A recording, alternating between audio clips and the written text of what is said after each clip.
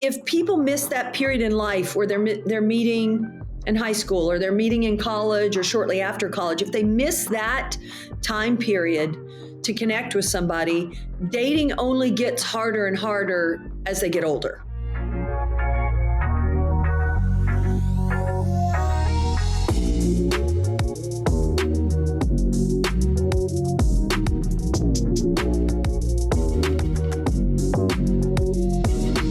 Let's impact some men today. I think we're going to do a great job. What's going on, everybody? Welcome back to another episode of the Modern Man Podcast, where we are here to connect men in pursuit of their potential. Join us as we embrace discomfort, cultivate community, and put wind in each other's sails. Now, be sure to like, share, and subscribe to the podcast. And also, for the men listening and watching, don't forget to check out The Noble Knights, where you can find that support, accountability, and the mentorship you need to achieve your goals. Join us and become a part of a community of like-minded men on a mission to improve themselves and elevate their capacity for life. And I'm excited to get some wind in our sails from my guest today.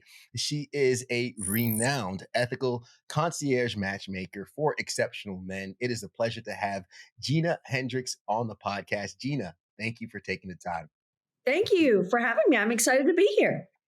Absolutely. It's great to have you. And I want to step out of the way, give you an opportunity to speak to our audience directly. The 85% of our audience is men. The other 15 are women. So go ahead and speak to them. Let them know who you are, what you do, and then we can jump into more of our conversation. Sure. I'm Gina Hendrix. I'm a matchmaker based out of Los Angeles, but I work with men all over the world. It's men who hire me for matchmaking. I have been doing this since 2008, so a very long time. And, I work with men who are busy, who have access to a lot of women, but I'm sort of the gatekeeper, if you will. So like the women have to get through me to get to my guys, and that's my job. I am a boutique matchmaker. I only work with 7 to 8 clients, and I've written books. I've had radio shows, and I love to talk about love and dating. So here I am to help. I love it. And great to have you on. And one of the first questions I imagine anyone listening or watching might have, because some of these guys find themselves in the position where you mentioned the access to women. Access to women and access to love are not the same thing. So I'd be interested to know, as the gatekeeper, what is some of the challenges that these men face when it comes to finding that love aspect? Oh gosh, I guess it depends on where he's at in life. But I think for both men and women, access is everything. That is the one thing everybody, when it comes to love and dating, they want access to more what they consider to be high value people, and I think I love the dating apps.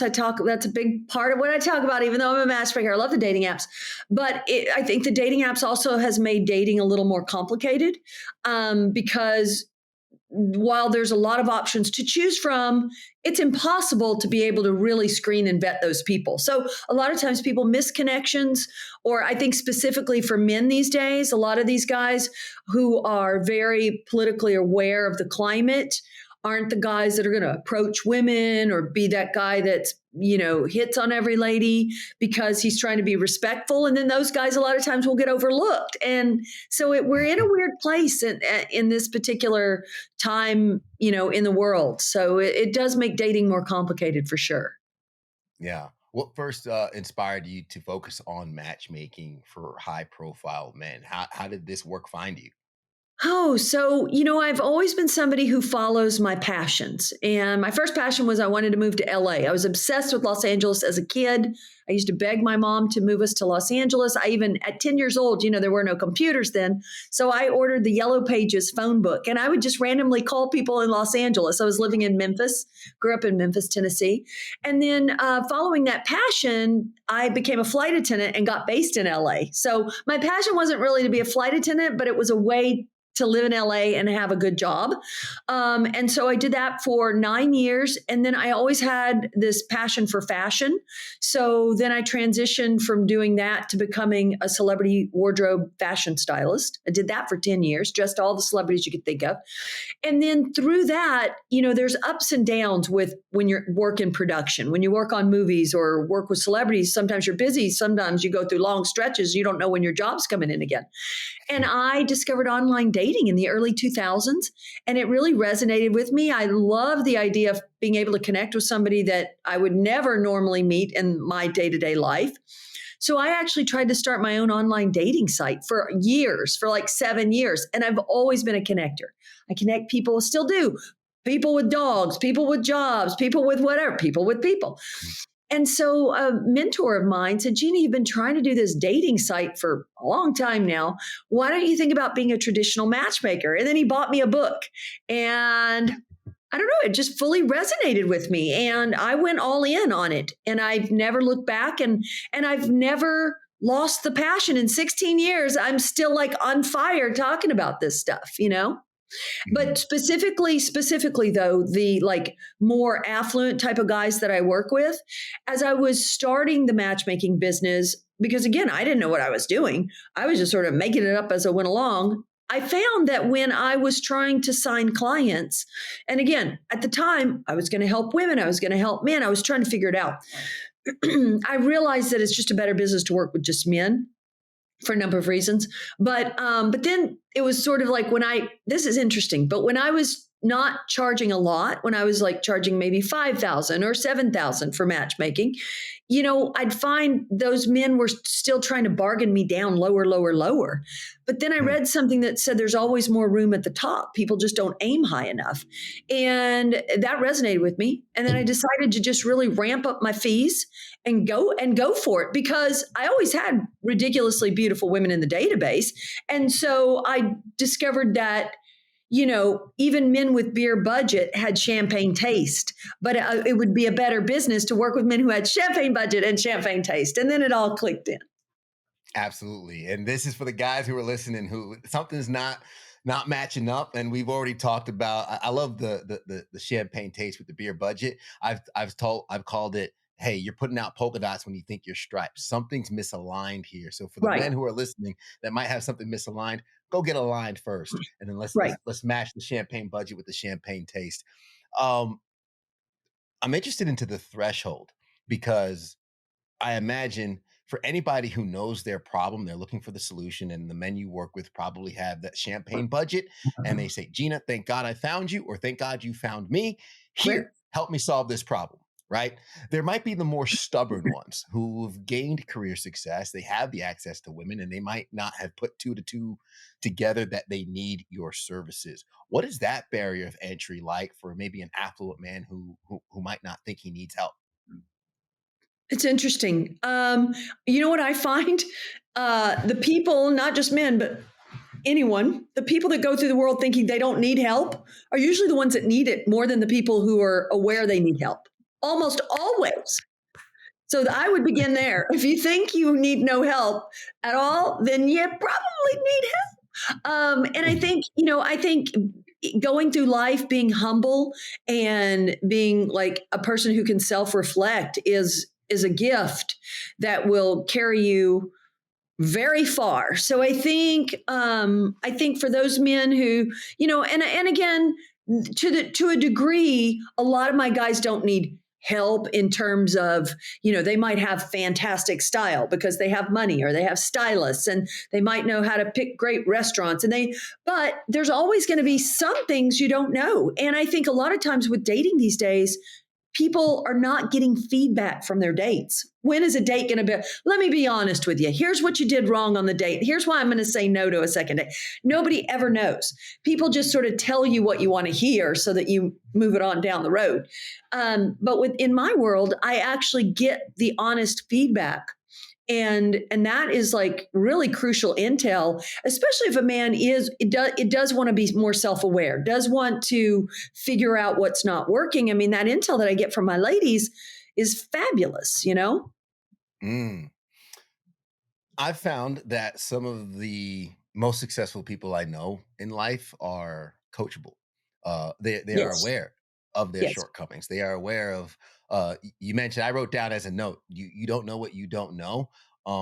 They say the smartest person in the room is aware of their ignorance, and I Fair believe enough. that is some of the men that you work with who are saying, "Okay, Gina, where am I getting this wrong?"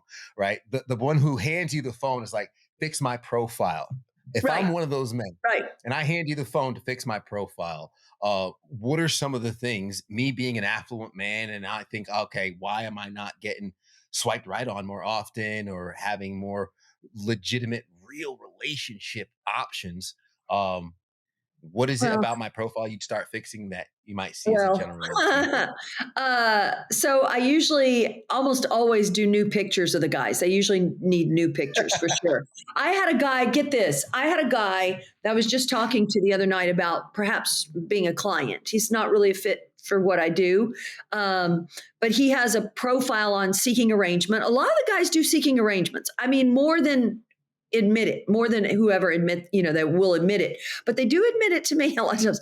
Anyway, but never has somebody said, here, let me show you my dating profile on seeking. I guess they don't call it seeking arrange, it's just seeking now. But so he showed me his profile and he was very proud of his pictures. And I was like, oh my God, it was so bad. I was dying to take a screenshot so I could show my assistant, but I didn't, But I mean, like, and he had a professional photographer take it. So at one point he was like, I don't know, with a Lamborghini or something. And he's a wealthy guy, but he goes, yeah, I rented that car for the photo shoot. And it's like, first of all, any man, if you want to put your car, your plane, your boat on your dating profile, that better be yours. You know what I mean? You can't be fronting like that. Okay. First of all. Second of all, he had his shirt off and it was all headshots and his body was not good. And at one point he had his little white dog in this very like patterny Versace looking shirt. And I had to tell him he didn't look heterosexual and he looked much older than his pictures. I mean, it was just like literally, if somebody was doing everything wrong, he was doing everything wrong. And that's somebody I would love to maybe not represent for matchmaking just because of other things, but I would love to get my hands on him and fix his profile. I think men they think they know, but they don't know. Even here's the thing, even professional photographers don't know. Professional photographers think they know because they're a professional photographer, but dating is very different. It's not, I've even seen women who said, Gina, these are professional photos. And they're just like holding a cup, looking out longingly out the window, or just the cheesiest shit. You know what I mean? So yeah, I mean, I think everybody needs full head to toe, full body. I think that in itself, standing a little back from the camera, but not too far back, but just far enough to get you head to toe. Even if that guy had done that rather than all these cropped in, I think that would have at least maybe helped a little, but he needed a lot more help than that. Yeah. What are some of the misconceptions that you find people have when it comes to matchmaking, and especially for the affluent men that you work with? What are some of Really the great question. misconceptions? What do you think? What do you think is the misperception? Oh, man. What's the first thing that comes into your mind, There's honestly, a Ted? pride thing. There's a Huh? pride thing of like this, like there's a pride thing that comes into my mind automatically of like, what do I have to pay to find somebody to like me? It almost it hits at your ego a bit. I think, historically, I'm just going to say this. I don't know how this will be received, but historically, and things may have changed, but African American men almost never hire matchmakers. Very, very rarely, because they do say that it's more of an ego thing.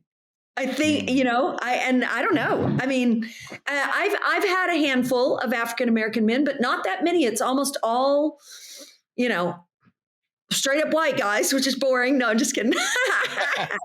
But yeah, I don't know. It's an ego thing. I think though, if I was going to say what a misconception is, uh, it's that I think people assume that I work with women like a gold digger scenario. That was the second thought. Yeah. There you Of go. There you go. I'm just gonna get somebody who wants me for my money, and Yep. that's it. Yep.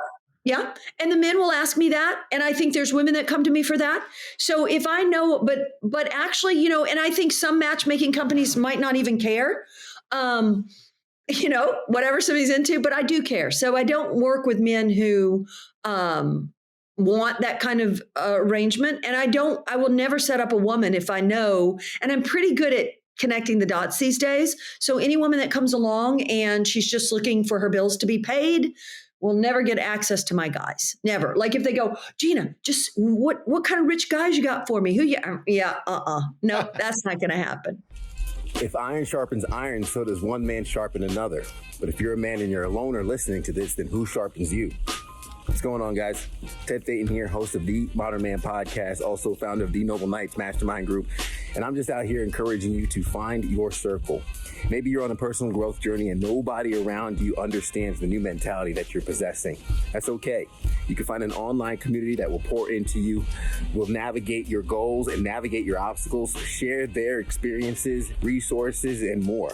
Join the Noble Knights Mastermind Group and try us out for free to tap into a community of men helping each other scale up and reach their goals. Check out themodernmanpodcast.com. Speaking of that, to that tone, and I'm going to kind of jump down to my notes since we're on it. And the reason I thought of the ego thing first, because I could see access, dates, sexual encounters not being hard at all. Right. Right. What's hard is somebody that likes me for me. What's For sure. hard is knowing that I'm valued, not my wallet, right? My friends and I, we joke about the whole ATM, right? We're ATMs. We're always giving withdrawals. Every time my phone rings, every time, there's some people you call, you don't even pick it up. You just send them the transaction. So it's exhausting for a lot of men who just feel like an ATM and they're looking for someone to deposit into them. Well, I think part of maybe your problem, Ted, is that, being an unattractive man, you probably, they only want you for your money, I'm sure. Are you kidding?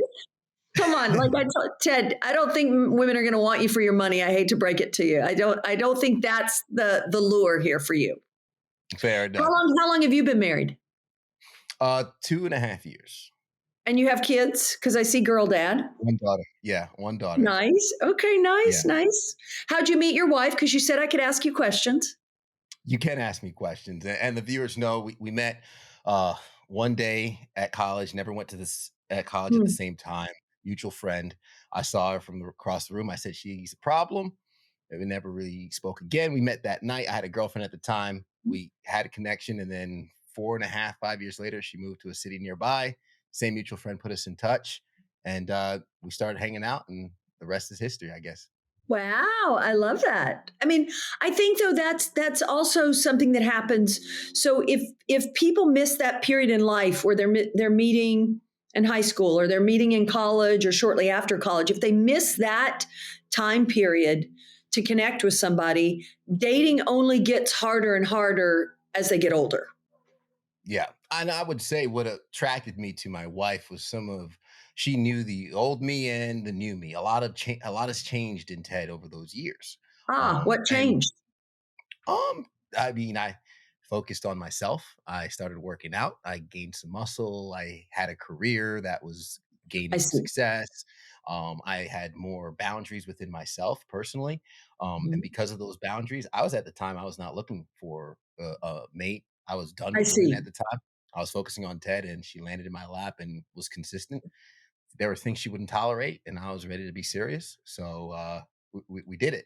But I would say I was also at a time where, again, the access was there. There were plenty of options. However, the gut was just no, or it just wasn't. It didn't match up. Right. And does she? Because well, I was just going to say, because you're such a good-looking man, does she ever get jealous? No, she does She's not. She's probably beautiful, I bet. Oh yeah, love of my life. She's fantastic. She's beautiful. She's the background of my phone. I could show really quick. Oh yeah, she's beautiful. Oh, that's so sweet. What is your baby that little? She's 9 months old. Oh my gosh, congratulations. Yeah. All right. Sorry guys. I do like people's backstory though. What can I say? I think this is beneficial though, because what I would ask is, through my experience, and I've been very lucky and blessed, and I'm very happy and blissfully married. We talk on the podcast. However, I'm very much in my mission, in my focus, in my drive. I focus on work. I defend my time at work, and I defend my time with family, and I have those clear boundaries set. And we have a good thing going here so far. I find that some guys, as they gain their success, they don't understand that some of the traits that have given them success in business and in their professional world could translate, and one of which, and I actually looked up this study beforehand, is actually a research study done by Harvard Business Review indicates that emotional intelligence, which is a key trait in successful leadership, significantly improves interpersonal relationships, including romantic ones. So we have these traits, but we're not using them. Right. What is that disconnect from how successful we are in our professional lives, but we just can't navigate our personal lives? Well, I think in our business life success, we don't necessarily have to be vulnerable. In fact, we shouldn't be vulnerable, I guess. But, I think that's probably the disconnect. That's probably the bridge because when it comes to your personal life, you have to be able to let down your guard a little more and be a little more vulnerable. And I think, women do it when they have to become like these, boss babes. And I think men go into it too. And it's this like armor that we have to go into the world. It's a skill set we have, but it's buried. The vulnerabilities gets buried underneath the armor that we also have to have business success. Yeah. I have a newer client right now, and he's great, and he always refers to me as coach. Hey, coach, and I'm his matchmaker. I'm not necessarily his coach, um, but it's funny because for as much as he wants the help, he's also very like kind of running the show a little bit. And I've actually had to tell him, and he was open, which is good because I had to say, hey, listen, if things have not worked in the past with what you've been doing, because he's trying to show up and get me to do those things the same way. I said, I think we need to start trying something a little bit different. And I always tell people, especially if you hire me, give me some room to, you know, I say, trust me until I steer you wrong. If I steer you wrong, then we can talk about it. But you've shown up to try something different and hire me. So let's just try some new things. And I really try to push them to really trust the process and trust somebody that they've hired to do the job for them. Yeah, no, absolutely. So instead of Jesus take the wheel, I'm saying Gina take the There you wheel, go. right?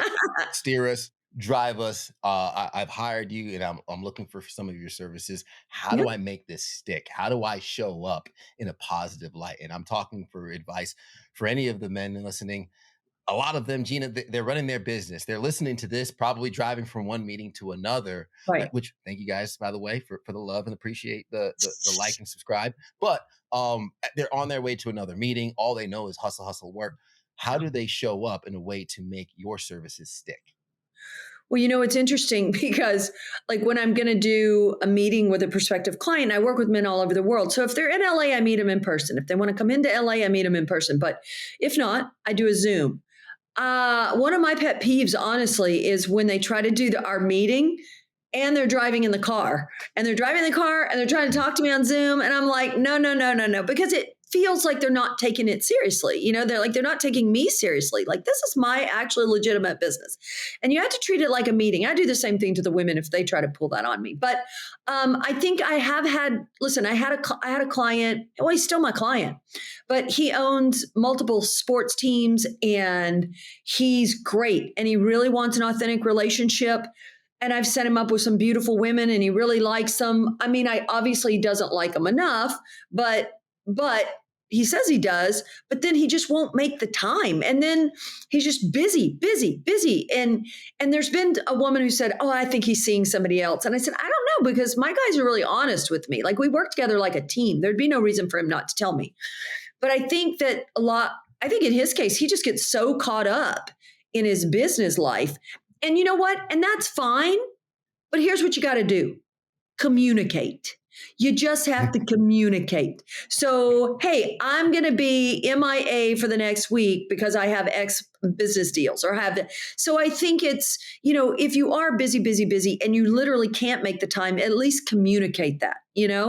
I think that's a step in the right direction. Yeah, no, absolutely. The communication is key. I mean, I have my day job, my business. I work a lot, and Yeah. my wife, she handles most of the child care needs. But it's all about communication. She has Yeah. my Google Calendar. She knows where my meetings are, when I'm up, That's down, left, and funny. right. Yeah. There is that communication piece, and even when I'm not available to speak, she could pull up and see where I'm going and what I'm doing because of our shared calendar. I Um, mean, and my guys are super busy, so it actually is very time efficient in the fact, and that's I think a reason probably why they hire me is because I'm trying to get as close to the bullseye as possible when I'm going to set up a date, and they don't have to coordinate. I coordinate all the details so they see who she is. I even sometimes will show them little video snippets because I take video just to show a bit of the personality, and I don't do it in reverse. So I don't show the women videos of my guys, and I don't even show the women a full profile of my guys. I just sort of pitch my guys like a PR person.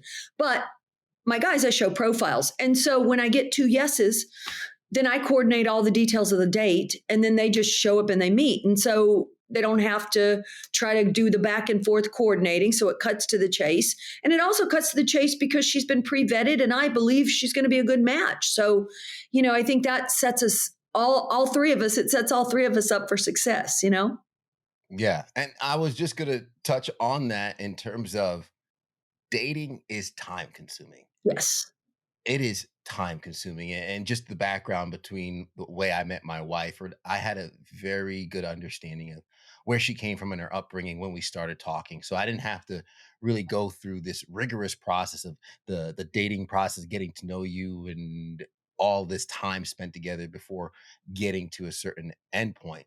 So I imagine what you offer to a lot of your clients is a streamlined process of cutting through the fat. What are for some sure. of, I guess, the the things that your clients are able to avoid from your services? Some of the pitfalls in dating that they could avoid? Everything. I mean, making sure that her intentions are honorable, right? And I make sure his intentions are honorable. And, and making sure that they have as much in common or what's important to him and that it's aligned on both sides, and then cutting to the chase. I have a client that I'm working with and he said, Gina, the investment to work with you is worth it because when I think of all the money I've spent getting divorced from being married to the wrong women, he said the investment into you is like a drop in the bucket compared to if I make the wrong choice again, and I thought that was so funny and Yeah, true. absolutely. I think see a lot of guys speak in that terms because you could talk. I talk about time management, the cost of hiring me is cheaper than a divorce, and marriage counselor and all that. Right. It's beneficial when you're taking the proper precautions and you are doing the work to vet these people that are going to potentially be in this long-standing relationship. Um, a lot of your work you focus on ethics. Talk a little bit about how that's so important in the work that you do. I mean, it's important to me just as a person,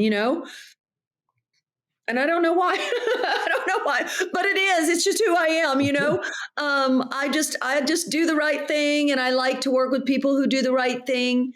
And I'm not saying I work with saints. Not everybody's a saint, but yeah, I do think, and I take my job seriously, and I do think that people count on me to be looking out for them, right? Because nobody's looking out for them in their dating life, and a lot of matchmaking companies aren't doing it either. But I do. I feel obligated. I care about people, and I genuinely am doing this because I want to help. So I care, and I've had clients, like I'll give you an example. Even though the women technically aren't my clients,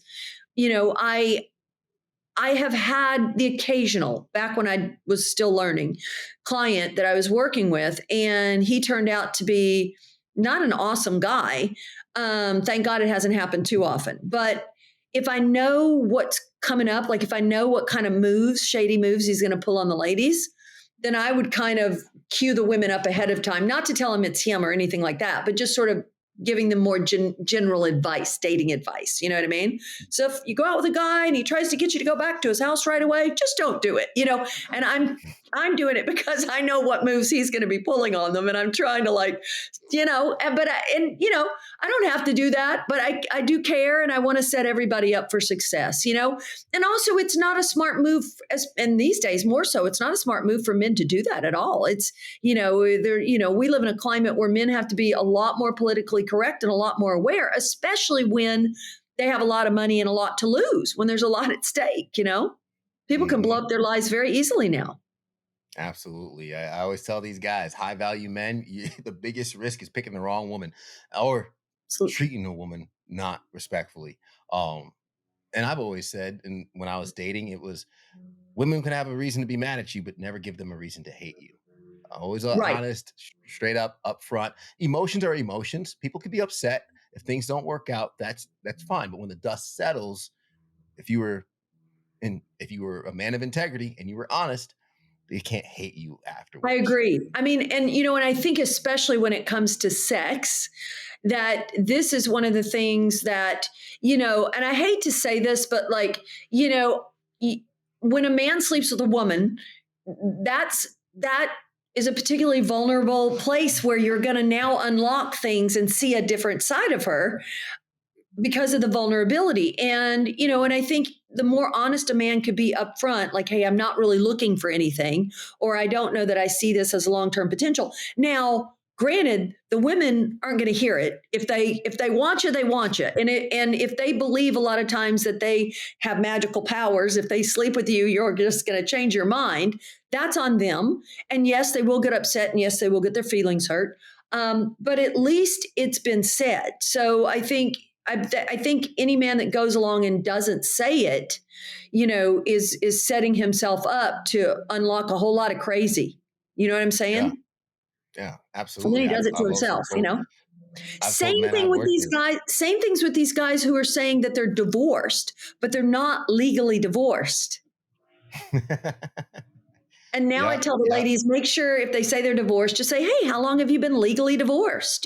Because Mm. that matters to women. And to the men, it either they're not thinking about it or they don't think it matters, but it matters to women. So, they do have to be clear on that distinction as well. You mentioned was forgive me if I got the date wrong. Was it 2008 you Yep, started? you got it right. What what have you seen change in the dating game from 2008 to now? Such a great question. Um, Well, it's definitely that the dating apps and online dating have become more mainstream, right? So with that, the majority of people are on the dating apps. And with that, I think a lot of people are under the illusion, it's a false illusion that they have all these options at their fingertips, And so people have kind of become disposable to each other. It's like, oh, they swipe them away so quick without even fully looking or reading the details about somebody. And I know with men, they have a type. So either they're attracted to somebody right away or they're not. But also, I don't think that one or two pictures is really enough for them to even know. But I think people being more physically particular for sure because of the dating apps. It's like people are like inside vending machines now, and Mhm.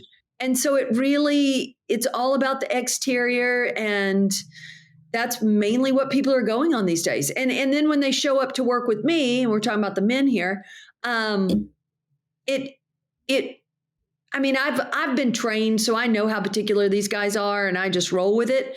But I do get bummed out because I know that there's a lot of women who are equally as beautiful as the kind they want, but maybe she doesn't have blonde hair, or maybe they'll say her eyes are a little too close together. They're not symmetrical enough. I mean, I have heard it all.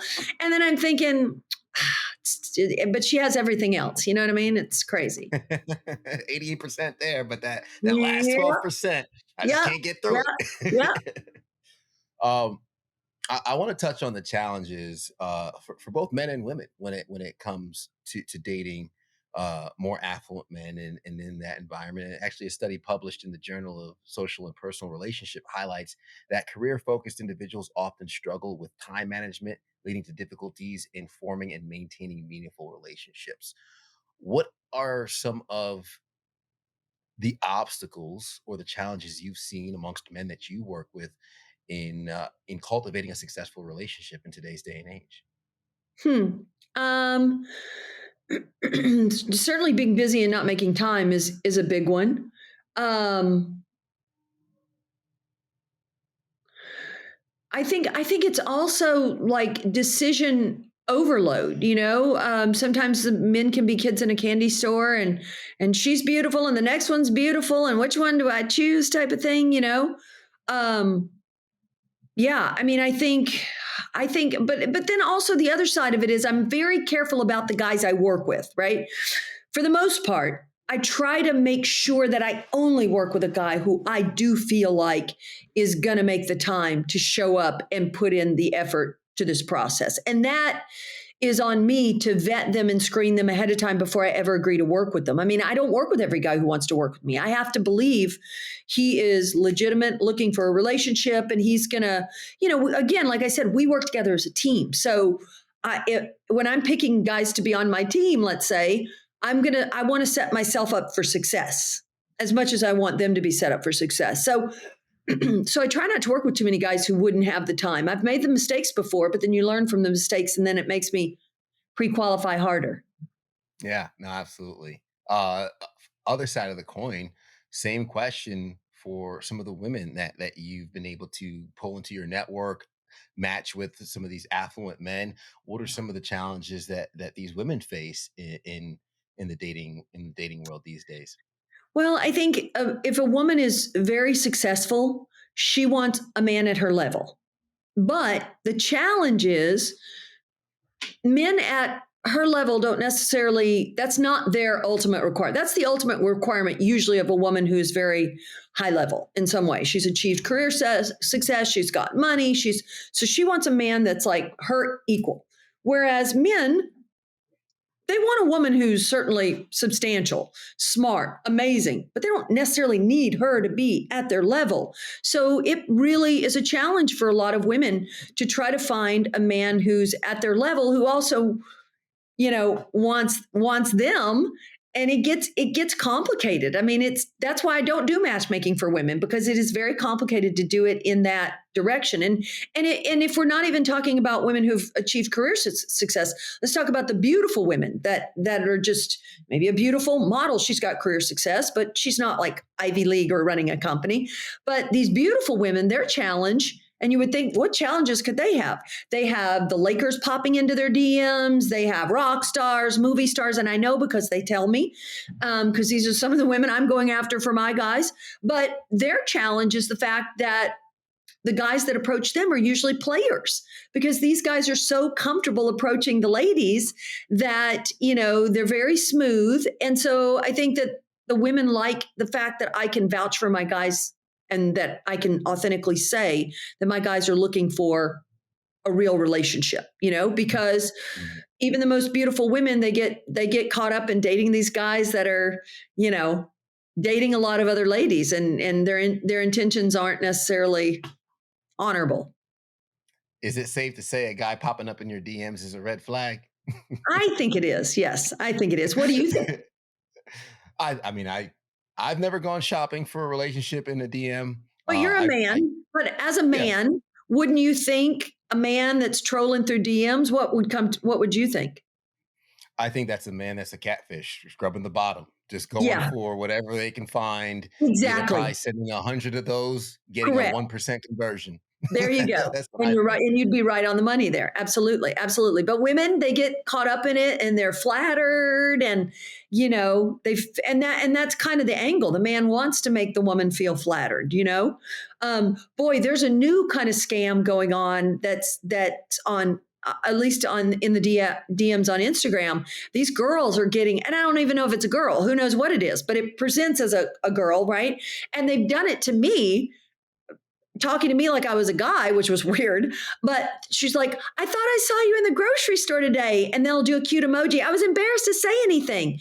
I mean, how genius is that? And then you reply back because, people do spot me and stuff. So that's how I found out what it was, which, because I was like, oh, well, where did you see me? Because again, people approach me when I'm out all the time, not all the time, but sometimes.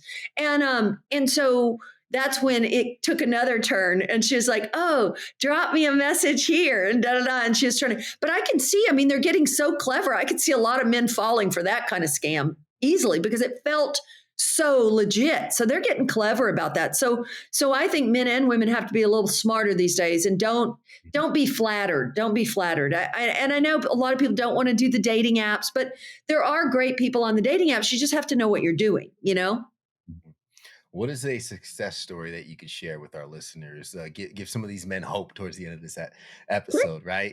What is like a success story of someone who's worked with you, who's found love, and the relationship continues to flourish?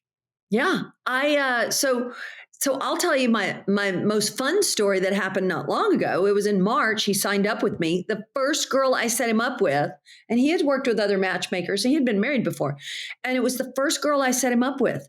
That's the only girl I set him up with. That was it. And I'm not saying that happens all the time. It's extremely rare. And like I say, I can't even say it was a skill set on my behalf. I'm not going to even take credit. It was like almost like the heavens opened up. I don't know, but they are now they've moved in together. He messaged me and said we're going to be getting engaged in January, and I mean it was just like everything just boop, boop, boop. But he showed up. I think for me, and then I'll share one more success story.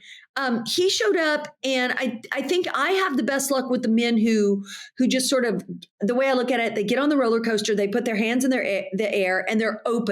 It doesn't mean they're not particular; they're particular. Every man's particular, but they're not holding on to the handrails, trying to micromanage the process or worried about everything. Those guys that show up and they're worried and they got their hands up around my neck, and it's like they're controlling. It stifles it stifles the magic. But so he was open. And then another great success story was a guy out of Silicon Valley a couple of years ago, and he had been married and had a beautiful family, but he and the wife grew apart, and he wanted to do it again. He loved having a family, wanted to get married again, have more kids. And so I found this woman, and I saw her I was out at an event, and I was like, oh, and I just got this message. It said she's blah, blah, blah's wife, inside. And I didn't know if she was single. I didn't know. And I had to track her, follow her to the bathroom, and then approach her. So she was on a date, but it was a first date. And I had to follow up with her a little bit. She was single. She thought she couldn't have kids. They had tried with her other boyfriend. They tried for years. And then these two started going out, and after a few months, long story short, they're now married and they have a beautiful family. So they both of them got, unexpected happiness and doing it all over again. So yeah, but I think it's those guys that are open. I think if anybody's going through the world and they're too rigid on anything, on how things, I think if they're too rigid in business about how things should look when they show up, if they're too attached to certain things, I think that's what keeps people from success in a number of areas, work, love, you name it, But when people are open and they're excited and they have this electric energy, to me, that's when the magic happens. Yeah, no, I love it. And the magic happens when they hire you, Gina, because if I saw a beautiful woman and I followed her to the bathroom, stalked her social, that's an episode of you.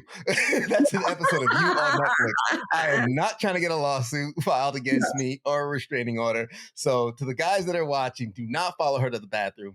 Hire Gina. She'll do it for you. I will follow her to the bathroom. Absolutely. And I will drop into her DMs, which I do often, which is better than them dropping into the DMs. See, because you're dropping to the DMs for business. Yes, exactly. Which then can lead to a relationship. Well, and then they look me up and they see my videos and I have credibility, and I spend a considerable amount of time really building trust with women because because it matters. And so when they get a message from me, they're glad to hear from me because they're like, oh, good, somebody who can help me that vouches for guys. And, so there you go. Really quick before I ask for your links and connections and ask my last question, I didn't want to gloss over. You mentioned at one point showing the profiles to your source of women or the women that you've accumulated. So I'm imagining you have some peer research going on with some of these profiles. What are some of the, I guess, honorable mentions you could share of some of the most memorable don'ts that you've seen? So do you mean like dating stories, or what do you mean exactly? Let's say profiles. If I have a social media profile or a dating profile, stories of action, behavior, I'm just curious to tap into the knowledge of you and all the women you've collected. Well, I would say the don'ts. I mean, I've had male clients in the past who drank too much and they really liked the girl. And afterwards they're like, I'd love to see her again. And she was like, Gina, he was stumbling out of the restaurant. And I had to say, dude, you're not going to get a second chance.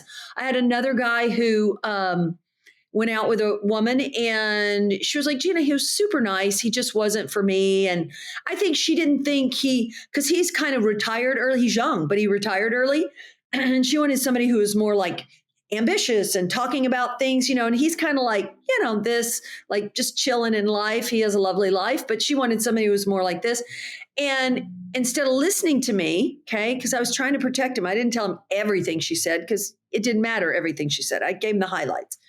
He went on to LinkedIn and then proceeded to send her a very, very, very long message explaining about who he was. And oh my God.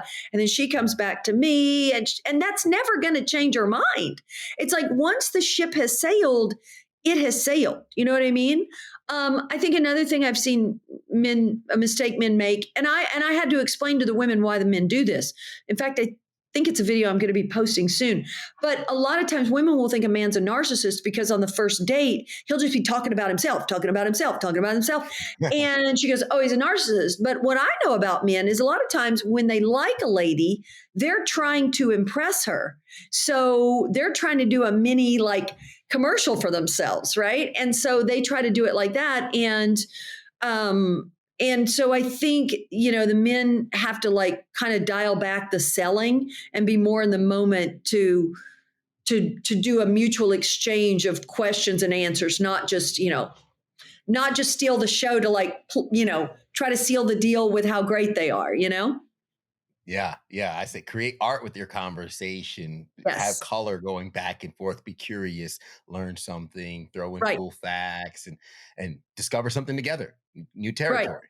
Right. I think another common dating mistake men make is when they're trying to choose a date, like, want to take a woman out, they tend to choose places that they like rather than thinking, I want to find out where she'd love to go. I want to find out, did she say she likes Italian food? Boom. Did she say she likes sushi? Boom.